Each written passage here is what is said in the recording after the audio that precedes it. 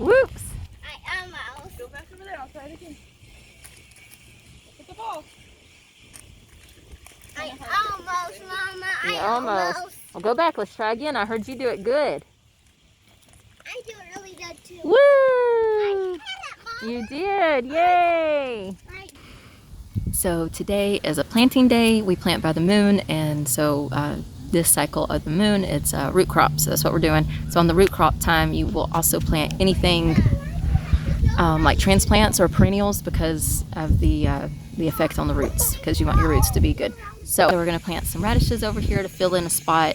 It's technically in the spot that the peppers need, but the peppers won't need it for a little bit longer, and so we'll be able to throw in some quick radishes in that spot. And then we're going to do some perennials like echinacea and thyme. What else I got? I got strawberries and sage. Let's see what else we got. Several different strawberries. So there's this green called, I don't know if you'll be able to see it, salad. I don't know if you say it Bernay or Burnett, but it's a perennial and the leaves taste like cucumber. So it's supposed to be real hardy. It doesn't grow big. It's kind of on the small side, but it's still a neat little thing to have growing in the winter. So I got this echinacea mix. I don't know if you'll be able to see it in the sun, but it's all kind of different colors. They're super, super pretty. So I got thyme. I got a white strawberry. And I got another one called Regina. It doesn't have a picture, but Regina Alpine. It's a red strawberry, but it's the smaller Alpine. It's bigger than the smaller ones, but still smaller. And then I do have the plants that I bought, and they're heirloom varieties, but they get bigger strawberries and they produce runners. And so then we got asparagus. We're gonna plant from seed, so hopefully those work out good. I haven't ever done from seed asparagus. And then we've got Italian giant parsley. It's not a perennial, and you normally think of using it as the leaves, but it actually is a root crop, and so we're planting it with the root crops. And then this is the radish we're gonna do today. So its name is French, and it actually means of 18 days, and it is ready from 18 days for its maturity from its first set of true leaves. So I've said this in other videos. So when you're doing a maturity time, you don't go off of when you plant, and you don't go off of when it sprouts. You go off when it gets its first set of true leaves, which is not the leaves that open with the seed. It's the next set of leaves. And normally the leaves that open with the seed, they don't actually look like whatever the plant is. It's the first set of true leaves that look like the plant. And that's when you start your maturity date counting. And then, let's see. We got my strawberries that we got from Greece, so we're gonna plant those. And also we got sage, so we'll plant that. A lot of these herby things are things that I can't handle, but hopefully I'm planning on having healing, and hopefully by then I'll be able to handle it better. And I can't handle it that I can't eat it, but I also can't handle being around the smell. And so like sage actually makes really, really good tea, and the family really, really likes it. So I'm hoping that by the time it's ready that I'll be able to tolerate the smell of it. My sensitivity to smells is getting better. It's still not good by no means, but it is getting better, and I'm able to tolerate more. So I'm planting in hopes that it'll be doing better. So we also got some fertilizer. So I said in the other video, I noticed that the radishes, that from their first set of true leaves, they were at day 35. I need to add up what it is now. It's been probably 3 or 4 more days since that video. I can't remember. So we're probably working on about 40. Do you remember what day I said that? I don't remember. I'll look it up in a minute. But anyway, so the one of the radishes I was looking at the other day, the sparkler, its maturity time is 24 to 28 days. So we're already over 10 days now past this maturity, and they're not ready, and that's not normal for us. And I went and looked up the other varieties I had just to see what they said, and one of them, it's Hailstone. Their maturity is actually 21 days, and they're still super, super tiny. No, it's been more than that. So we're working on getting close to 20 days past their maturity, and when their maturity is only 21 days, that's double what their lifespan is supposed to be. And so we got some fertilizer. Apparently this ground is really junky and needs some help. Also, in another video, I talked about the tomato leaves were all yellow, and thinking that was probably from me getting too hot in the plastic covers. And I noticed that we had planted Oregon spring tomatoes, which do not have to be covered, and they were bred to be able to plant a month before your last frost, and that's what I did. And I did not cover them, and I noticed this morning their leaves are yellow. So it does not have to do with the plastic covering. It does not have to do with the sunlight getting filtered. It does not have to do with the hot and the cold get going on inside of the plastic covers. Apparently it has to do with the soil and something that's missing, probably nitrogen. And so we got some fish emulsion. We got that at Walmart. I'll show you the jug in a little while. We also got a free fertilizer coming from Mother Earth News. We got an email the other day that they were giving away 500 free bottles of this organic fertilizer, and so we've got that coming. But I want to get something going now because we should have already been eating salad definitely by yesterday on Soraya's birthday. But normally we eat it even before then, and we are not getting salad yet, and the radishes are not growing good. And so these are things. Pay attention to your maturity dates and pay attention to what's going on, because if I just sit there thinking, oh, I think stuff's growing kind of slow, it could easily be a month later than when they should have been, or even longer, before I'm like, it really should have done something, and now it's going to seed and it didn't do anything. So I always write down on a calendar when I plant what, so that I can always go back and look at it. And if there's anything significant that happens, I always mark that down. So we're gonna get planting. I'll put you on a time lapse so you can see what we do. Okay, so over here, I don't know if you can tell, this is where the peppers are. And really, this strip of lettuce that didn't come up very well, this is where they're supposed to have. They're supposed to have a foot, and a foot. So if they're planted in the middle, you get 6 inches on either side. And so this is the right distance for what they needed to be. But they're not going to need this one little strip right here for a little while. And especially since we got the fertilizer, the 18-day radishes should be out of here in less than a month, and the peppers will not have filled in to take over that. So we're going to make use of this space, so we're getting more food out of the little bit of space that we have.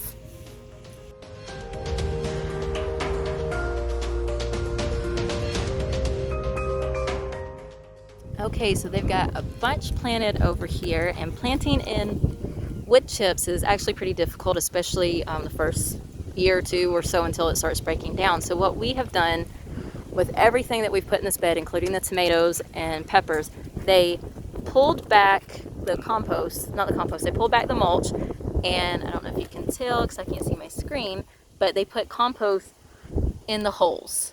And so they're planting in the compost. So it's not a lot, it's just enough, pull it back so you're kind of getting down to the ground, and then putting, a handful of compost or whatever, so it gives you something to put your seeds into.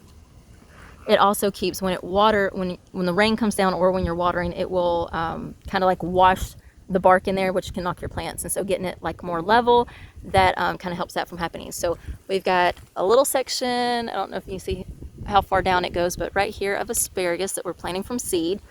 And we will come behind that a little bit and do one row of flowers once it's the right time of the month of the moon to plant by flowers. So right here we did 3 rows. If you can see those going down, 2 of those rows are not parsnip, parsley, and we've never grown them for their roots before, so this year we're going to try to grow them for their roots. And then the next one on the front, we'll leave that for some kind of flower to put in. So we left this area up here at the front of the mulch, and I'm going to plant things there that deer don't like. Deer will eat the asparagus. They will eat on the parsley leaves, and if you can keep them from finding it, then it will keep them from kind of eating it. So I'm going to plant smelly herby. They don't like herby things, flowers that they don't like. If it's rough leaves and stuff, that they are less likely to bite on. Now if they're hungry, they'll eat anything, but so we're going to do like a border wall right here all the way down to protect it. And then so this area we'll still plant something else in. We haven't got that figured out yet what we're going to do there, probably some kind of flowers. And then all the way on the border of the mulch there, we're going to, it hadn't come, it was supposed to already be here today, and I had to contact Baker Creek about it because they sent it, but the shipping company isn't showing that it got scanned.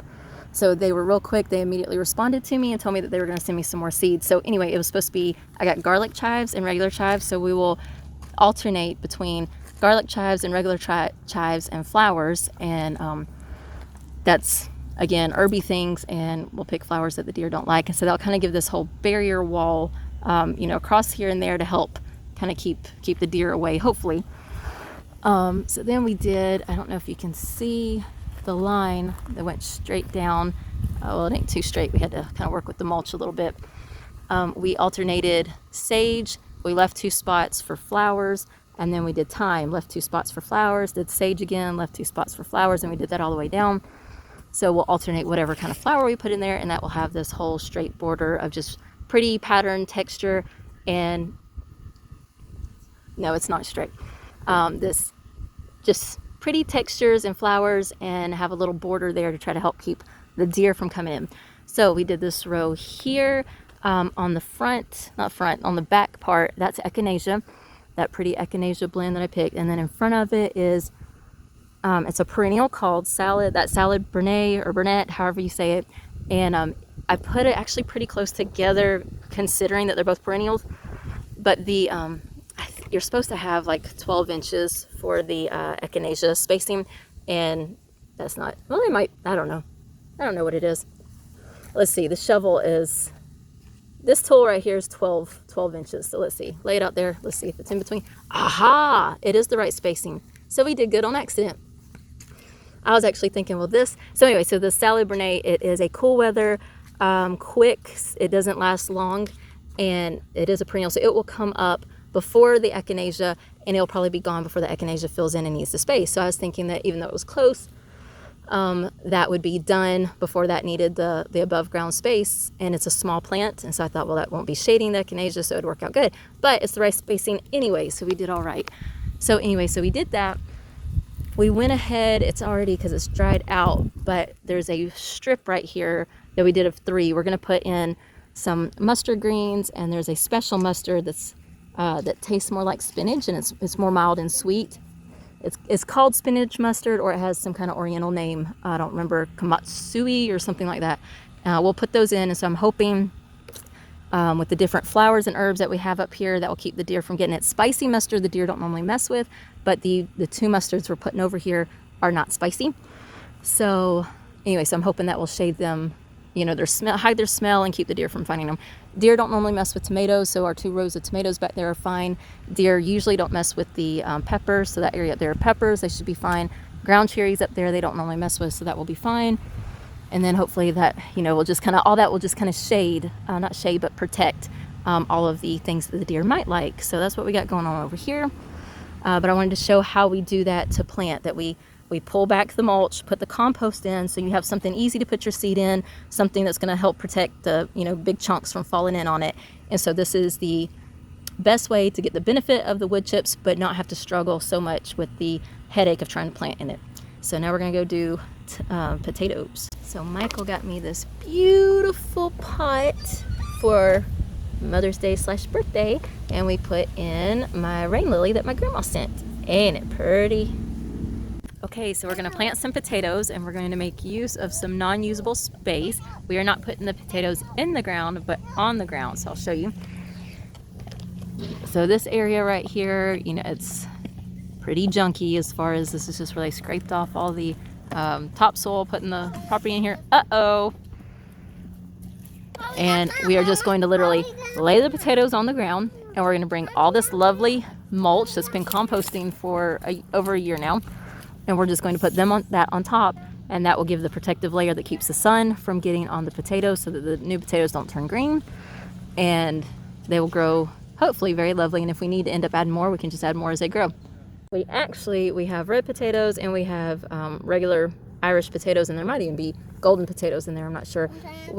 These are just ones from the store that sort of normally you would get. The eyes off of these. Josiah, please put that back. If you break the eyes off, it's not going to want to grow. Okay, there's 35 of them. Okay, so they aren't as eyed as you would normally want them, but these are ones that got from the store, which a lot of people tell you not to do because you'll develop scab. But we've grown store-bought potatoes. We know tons of people who have. But anyway, so we're going to grow store-bought potatoes. I've started eyeing, and even though it's just a little bit, I believe they will work out just fine. So the spacing for them, we're going to do 18 inches, and we're just going to lay them on the ground every 18 inches and cover them up.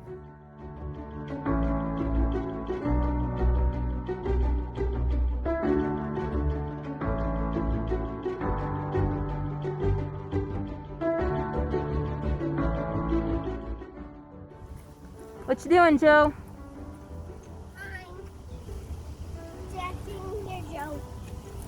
You're digging. What are you going to do with that digging? What are you going to do with it? You're going to put it in the wagon, and what are we going to do with it after that? On the ground. On the ground? Why are we going to put it on the ground? Huh? I'm gonna dump it. We're going to dump it on the potatoes? Yeah.